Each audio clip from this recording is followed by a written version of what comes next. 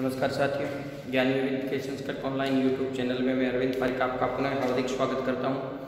हमने इसके पीछे की क्लास में दी ग्रेट अशोका यानी अशोक महान के बारे में हमने बात की थी, चर्चा की थी, जिसमें मैंने आपको जो 12th की NCERT है उसके आधार पर मैंने आपको बताया था। और वो बताया था कि पूरा का पूरा जो स्ट्रक्चर था डायग्राम पे, जो आपको मेंस वगैरह की अगर कोई परीक्षाओं की अगर तैयारी करते हो तो वहाँ आपको बहुत ज़्यादा बेनिफिट मिलता है। अब हम उसी अशोक के बारे में जो मुख्य थोड़ा सा गहराई में जाते हैं, जो रीड के अकॉर्डिंग है या जो फैक्ट अपने आते हैं जो काफ़ी उसमें नहीं होते, वो रिवाइज के लिए ज़्यादा बेटर रहता है, तो उसी अशोक की हम बात करते हैं। तो आइए हम बात करते हैं अशोक महान की।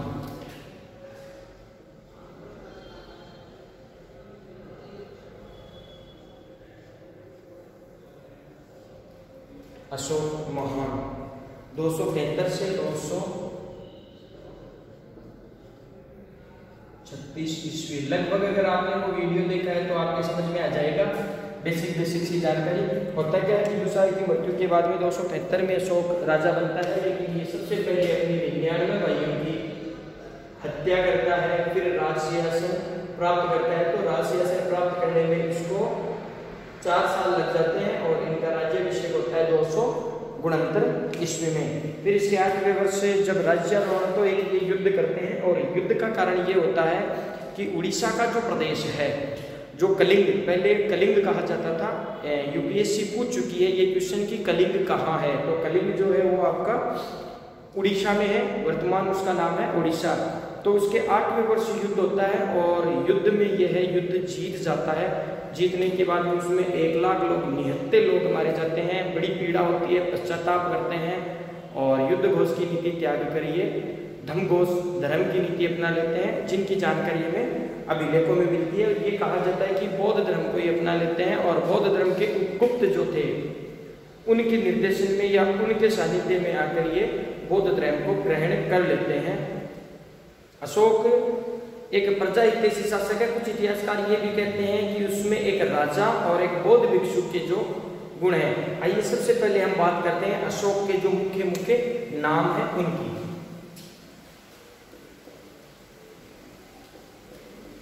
नाम प्राचीन भारतीय इतिहास में सर्वाधिक प्रसिद्ध सम्राट है ये। और अगर वर्तमान समय की बात करें और मध्यकाल की बात करें, लगभग परीक्षाओं में इनमें से क्वेश्चन आता है और मेंस में इनकी जो धर्मनीति है इनके बारे में भी क्वेश्चन आता है। अशोक को फॉलो करता है मध्यकाल का एक राजा और वो भी महान बन जाता है, इनकी नीतियों का अनुसरण करता है अकबर। अशोक की नीतियों पे चलता है, मध्यकाल का राजा होता है अकबर। अब नाम की बात करते हैं, ये बात हमें बताई जाती है अशोक की नाम जो उपाधि है। सबसे पहले हम नाम बात करते हैं, एक उपाधि मिलती है कि अशोक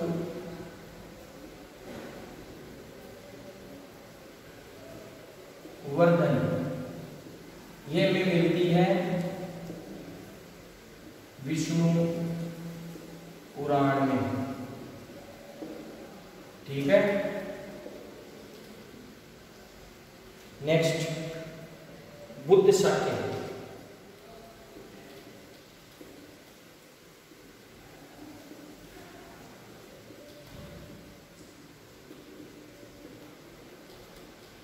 मास की अभिलेख में, मास की अभिलेख में। फिर नाम मिलता है इसका मगधा धीराज, मगध का राजा। ये मिलता है राबू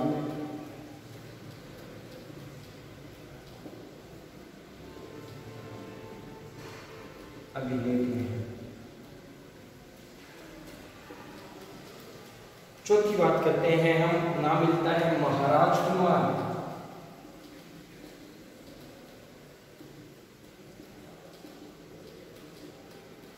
महाराज कुमार हमें मिलता है पनगुडरिया अभिलेख।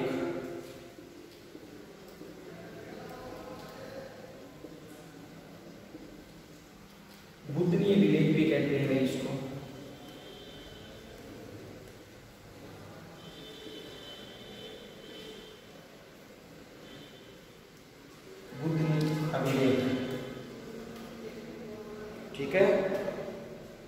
फिर नाम मिलता है प्रियदर्शी राजा।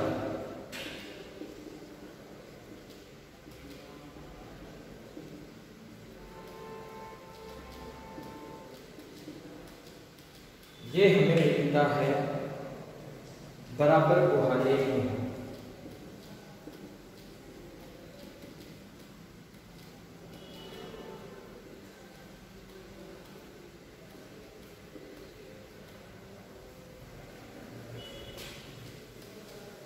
फिर नेक्स्ट हमें नाम मिलता है अशोक।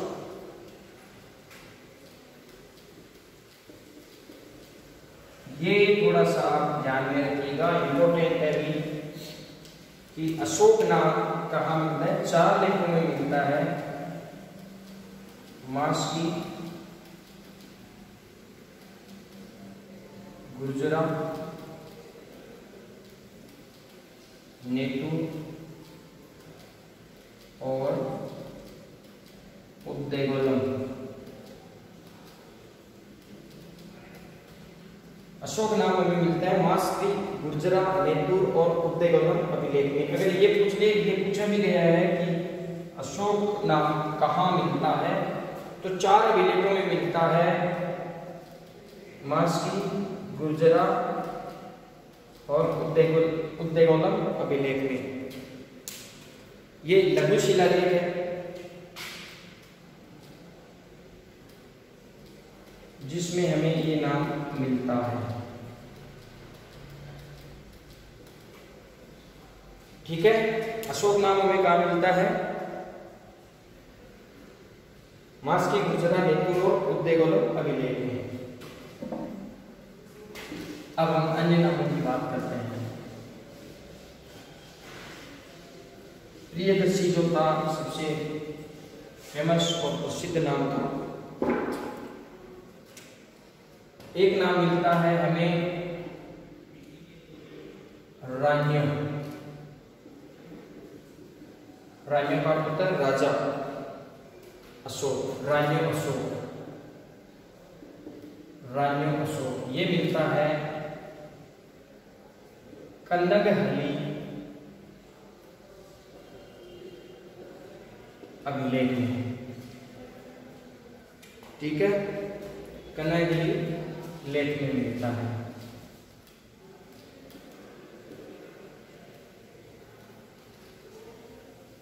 इस राज्य का अर्थ क्या होता है, राजा ही होता है। सर्वप्रथम मैंने डायग्राम में भी आपको बताया था कि ये थोड़ा सा इंपॉर्टेंट रखना, सर्वप्रथम मास की जो अभिलेख है ना, इसमें हमें क्या मिलता है, अशोक का नाम पढ़ा गया था, देवनाम प्रिय अशोकस।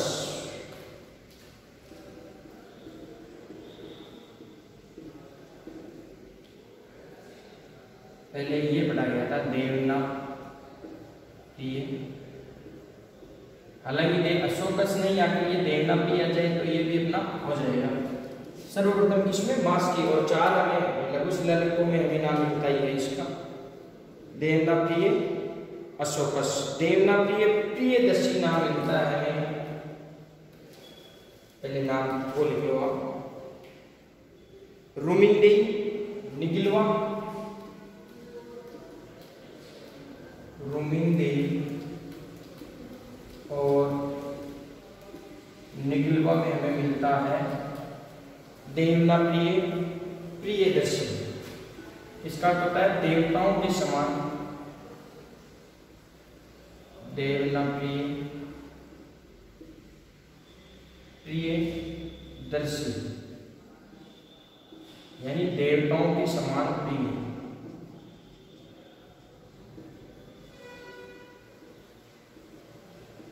इसका अर्थ ये होता है, ये भी मिलता है रुमिंदे और निगिलवा में। ठीक है, गिरनार में भी मिलता है। फिर प्रियदर्शी मिलता है, ये भी इंपॉर्टेंट है, जो बता रहा हूँ वो थोड़ा सा ध्यान रखना। प्रियदर्शी मिलता है हमें अपने राजस्थान में है, बेराट, विराटनगर भी कहते हैं, और इसमें बुद्ध धम्म के त्रिरत्न मिले, बुद्ध धम्म और संघ। ये आरक्षण में पूछा गया था। कि प्रियदर्शी, तो विराट या विराट जो नगर है उसमें हमें मिला था। फिर देवनाप्रिय जो है वो मिलता है 12वें और 13वें शिलालेख में। देवनाप्रिय हमें मिलता है 12वीं और 13वीं शिलालेख में।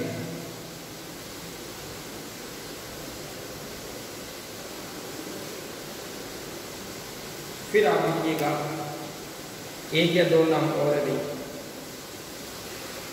देश के मुख्य मुख्य नाम है, नाम बहुत ज्यादा है, कंफ्यूज मत हो जाना, लिख जरूर लेना।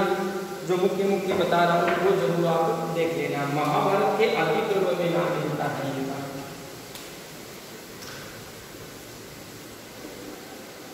महाभारत के आदि पर्व में, महाभारत के आदि पर्व में अशोक का नाम मिलता है महासु। महासु वीर अपराजित, जिसे कोई पराजित नहीं कर सकता, यह हमें मिलता है महाभारत के आदि पर्व में। अशोक का सर्वाधिक प्रचलित जो उपाधि थी, ये ध्यान रखना, सर्वाधिक प्रचलित उपाधि जो थी ना अशोक की, वो थी प्रियदर्शी।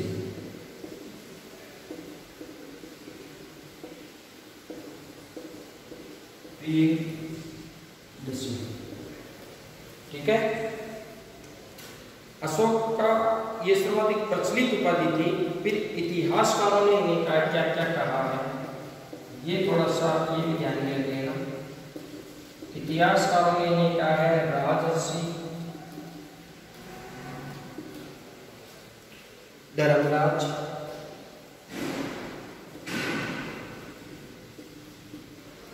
बौद्ध शासक और एक नाम और मिलता है प्रथम शांतिवादक शासक।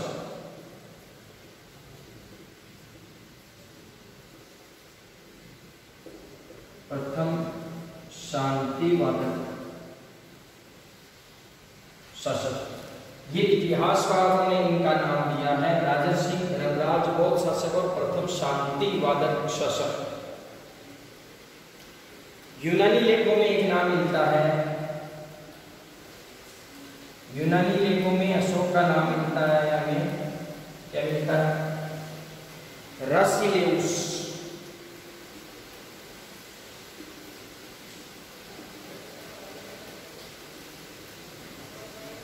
रसिलेउस। और आर्मिक लेख में मिलता है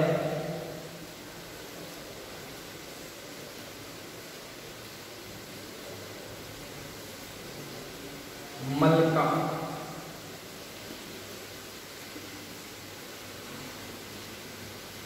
यूनानी लेखों में मिलता है रसिलेउस और आर्मिक लेखों में मिलता है मलका।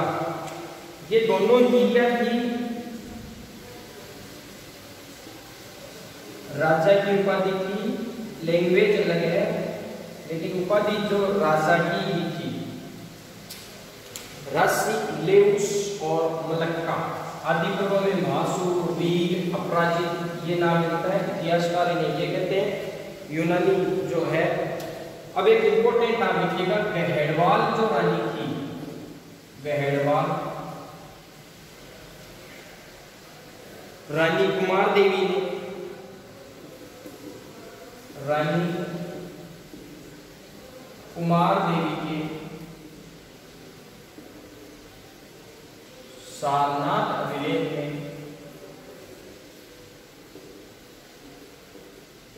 हमें एक नाम मिलता है धर्माशोक।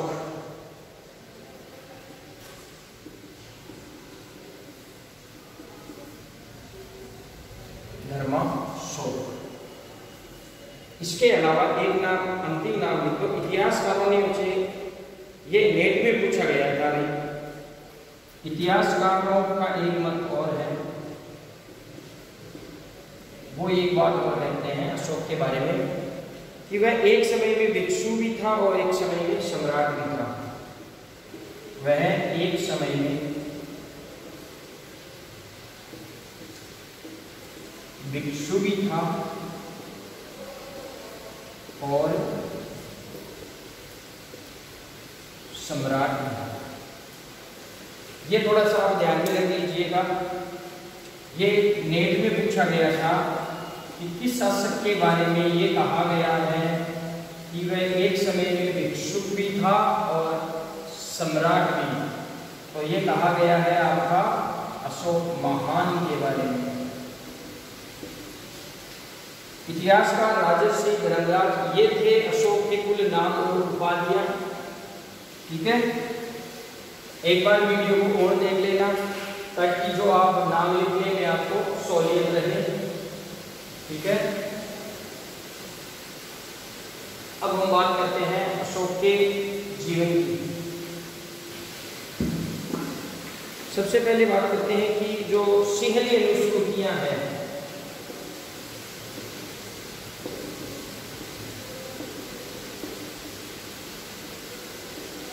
वो ये कहते हैं कि अशोक ने अपने 99 भाइयों की हत्या की और राजा बना। उत्तराधिकार युद्ध में और फिर डायग्राम में हमने पढ़ दिया था 269 में उनका राज्यारोहण या राज्याभिषेक हुआ था। फिर महाबोधि वंश और तारानाथ के अनुसार ये कहते हैं कि गृह युद्ध में भाइयों की हत्या की। ये बात भी कौन कहता है? महाबोधि वंश और तिब्बत का एक इतिहासकार है तारानाथ। ये भी ये कहते हैं कि गृह युद्ध में इन्होंने अपने भाइयों की हत्या कर दी। सत्ता प्राप्ति हेतु गृह युद्ध में अपने भाइयों की हत्या कर दी। इसके अलावा इनकी जो बौद्ध ग्रंथों में अशोक की जो माता थी, क्या नाम था मैंने बताया था आपको अभी? सुभद्रा जी। इनके भी अन्य नाम मिलते हैं, धर्मा, जनपद, कल्याणी। ये नाम हमें किसके मिलते हैं? सुभद्रा जी के मिलते हैं। कि जो धर्मा है, जनपद कल्याणी है, ये नाम अन्य नाम थे इसके सुभद्रा जी है। इसके अलावा इनकी जो सबसे प्रिय उपाधि थी वो थी देवना प्रिय प्रियदर्शी, जो अशोक ने ईरानी शैली में ली थी।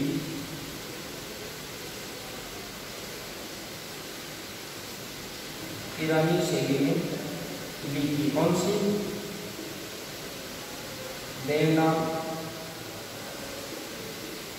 प्रियदर्शी या प्रियदर्शी,